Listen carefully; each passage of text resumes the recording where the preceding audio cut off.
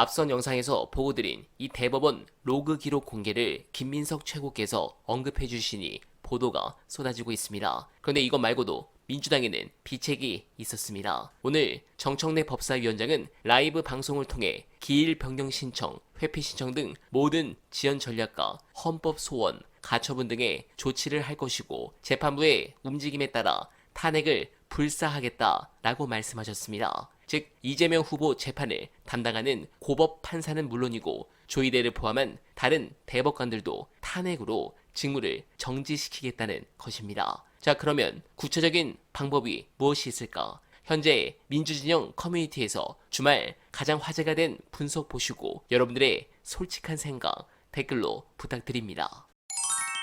5월 15일 날 기일을 잡았어요. 그렇게 5월 15일 날 기일을 잡은 취지는 이제 우리 형사소송법이 항소심은 1심에 관한 절차를 준용하도록 하고 있고 1심에 관한 절차에서 첫 기일 같은 경우는 그 기일 진행 5일 이전에 통지하게 돼 있기 때문에 그런 절차를 준수하기 위해서 15일 날 기일을 잡은 거고요. 그러니까 지금 법정 기한 준수를 하지 않는 거 아니냐라는 말씀들을 많이 하시는데 현재까지 조희대 대법원장이라든가 그다음에 그 지금 이번에 파기환송된 파기환송심 고등법원이 그 기간 그러한 너무 명확한 법정 기간까지 위반한 그러한 상황은 아닙니다. 그것까지는 다 지켜는 줬어요. 아주 최소한으로 조희대 대법관이 지켜서 그렇지. 근데 이제 우리가 주목할 것은 6월 3일까지 이게 어떻게 되느냐가 지금 하나의 판단 포인트잖아요. 왜냐면 이제 피선거권 때문에 그런 그렇습니다. 건데. 그래서 저는 일단 지금 오늘자 기준으로 보면 5월 15일에 잡았고 그때 이제 출석하지 않았을 땐 또 한 번 기일을 잡고 이렇게 프로세스가 진행이 되니까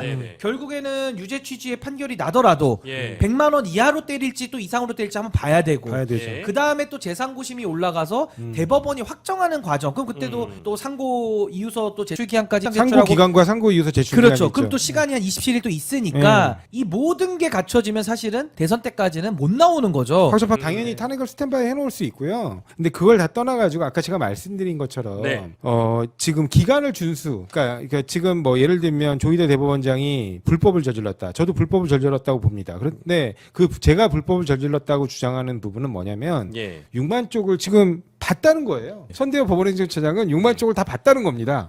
그건 거짓말일 가능성이 거짓말이죠. 높죠. 그러니까 그렇죠. 이제 탄핵을 내부적으로는 충분히 그러니까 만약에 터무니없이 그렇게 선고기를 딱 지정하는 그런 말도 안 되는 꼼수를 부리는 경우에 즉시 탄핵할 수 있도록 스탠바이를 그러니까 해야겠죠. 이제 아니 그래서 저는 이제 대안을 좀 제시하자면 결국에는 지금 고등법원에 내려와서 파기환송심이 진행 중이고요. 이제 5월 15일에 기일을 연다고 하니까 지금 이 이재권 부장판사가 고등법원의 재판장이긴 한데 대법원의 지시까지는 아니더라도 뭔가 공범적으로 어떤 그 사법 개입 내지는 대선의 판에 개입하려는 의도의 앞장설 가능성도 열려는 있으니까 왜냐하면 거기에 어떻게 대처하느냐잖아요. 5월 15일에 기일을 잡았는데 그때 이재명 후보가 일단 기일 변경 신청 낼 겁니다. 근데 그걸 만약에 법원에서 안 받아준다. 그러면 전 이거는 의심해봐야 돼요. 그러면 맞습니다. 기일 변경 신청서를 냈는데 법원이 불허한다. 저 그때는 고등부장 싹 다 탄핵으로 날려야 된다고 봅니다. 그러니까 이거는 기일 변경 신청서를 내야 되는 거고 냈는데 불허하면 전 이거는 의도를 완벽하게 이거는 대법원과 같다라고 봐야 되거든요. 그럼 저는 서울 고등법원에 있는 그 재판장 3명에 대해서 재판장하고 그 배석들에 대해서 전 3명에 대해서 탄핵을 해야 된다고 봅니다. 그리고 동시에 그것만으로는 부족하고 만약 그렇게 나오면 전 대법관 10명 이 10명에 대해서도 이건 예방적 탄핵이 아니고요. 이미 대법원의 선거 개입에 대해서 지금 지켜봐주고 있는 거거든요. 그러니까 마치 우리가 한덕수 원래 탄핵 날려버렸어야 되는데 대선을 치러야 되니까 국민들이 참아주는 거라고요. 인내하는 겁니다. 그러니까 지금 또 대선 나가고 저 난리를 피우잖아요. 마찬가지로 기일병역 신청서를 기각하는 순간 저는 고등부장 그 3명과 대법관 10명에 대해서는 전 동시 탄핵을 저는 민주당이 바로 시켜야 된다고 봐요. 가능하고요. 그렇게 해서 막으면 완벽히 막을 수가 있고 동시에 저는 이게 5월 15일이라는 숫자에 저는 주목을 해야 된다고 봐요. 이게 5월 15일이 어떤 날짜입니까? 선거 운동 기간이에요. 그럼 선거 운동 기간에 와서 재판받으라는 얘기고 원래 21일에 선거 운동 하는데 다른 후보들은 21일 다 쓰고 이재명 대표는 선거 운동도 제한적으로 하라는 얘기잖아요. 이거는 기본권 침해입니다. 그래서 저는 이재명 대표의 5월 15일 날 재판을 안 미뤄 주면요. 이재명 대표가 당사자가 돼서 저는 헌법 소원을 제기해야 된다고 봐요. 그 기본권이 이재명 대표의 기본권에만 해당하는 건 아니에요. 왜냐면 국민들도 선거권도 마찬가지죠. 왜냐면 피선거권이 있으면 있으면 그에 대응하는 선거권이 있는 거거든요. 아니 그렇죠. 그래서 저는 요 말씀만 마치면 이재명 후보도 전 헌법재판소가 지금은 법원을 유일하게 견제할 수 있는 권한을 갖고 있기 때문에 헌법소원은 당사자가 제기해야 되거든요. 이번에도 우리가 이완규 막을 때도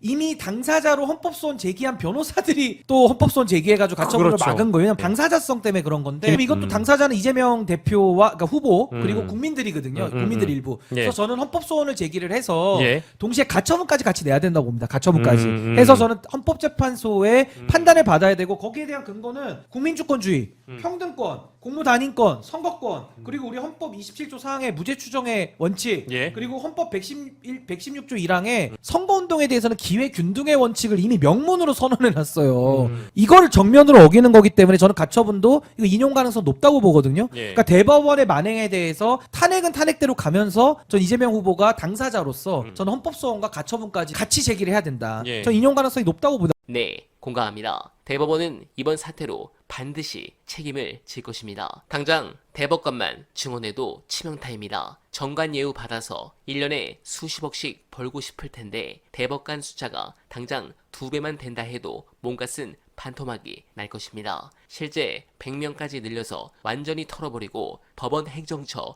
예산 기초적인 것만 빼고 다 날려서 조이대를 조기 사퇴시켜 항복하게 만들어야 합니다. 지금 사법부의 행동은 법으로 무장한 내란이기 때문입니다. 저는 이번 사태로 인해 느끼는 게 많습니다. 이재명 후보의 존재 그 자체와 정권교체가 곧 민주주의의 승리라고 생각하지 않습니다. 그리고 드라마틱하게 이재명 후보 경제, 외교, 검찰개혁, 언론개혁 전부 다 잘하실 수 없을 가능성도 높다고 봅니다. 신이 아니기 때문입니다. 그러나 이재명의 정치적 죽음은 곧 민주주의의 패배이자 내란의 성공이란 것은 확실합니다. 이제 이재명은 민주주의 그 자체입니다. 그런 부분에서 민주당은 현재 법적으로 보장된 이 기간은 그냥 잊어버리길 부탁드립니다. 고등법원에서 15일 심리하고 바로 판결한다고 생각합니다. 7부 부장판사는 원래도 대법관 후보로 오르던 인물입니다. 이번 사법 쿠데타를 완성시키면 아마도 조이대가 조만간 자신의 임기 내에 반드시 대법관 후보로 올리겠죠. 유죄 취지 파기환송 자체를 무죄를 준 전례가 굉장히 적다라는 것을 생각하면